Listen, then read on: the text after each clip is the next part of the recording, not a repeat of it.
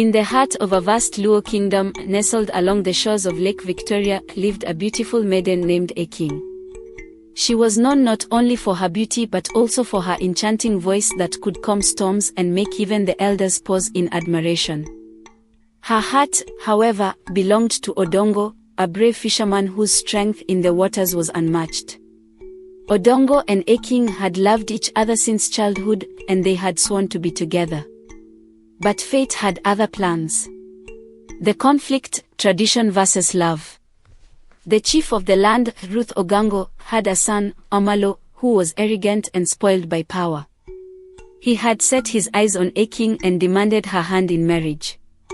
The elders, bound by tradition, agreed that Achieng should marry Omalo to strengthen ties between their families.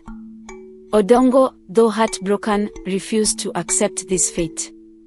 He went to the chief and pleaded for Achieng's hand, but he was dismissed as a mere fisherman, unworthy of a future queen. Achieng, bound by duty yet unwilling to betray her love, wept at the shores of the lake, singing a sorrowful tune that spoke of longing and despair. Betrayal in the dark. On the night before the wedding, Odongo and Achieng made a desperate plan to flee. But Omalo, driven by jealousy, had spies watching. Before they could escape, Odongo was ambushed by Omalo's warriors and thrown into the depths of the lake, left to die.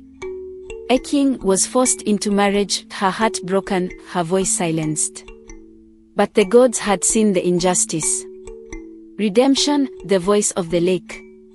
One fateful evening, as Achieng stood by the water, she sang once more, her voice filled with pain and longing. Suddenly, the lake trembled, and from its depths rose Odongo, alive and transformed. The spirits of the water had saved him, granting him the strength of the lake itself.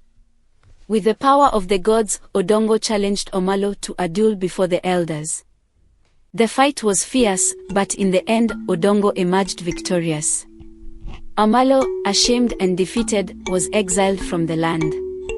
The elders, seeing the power of true love and the will of the gods, broke tradition and blessed Odongo and Achieng's union. The lament's legacy.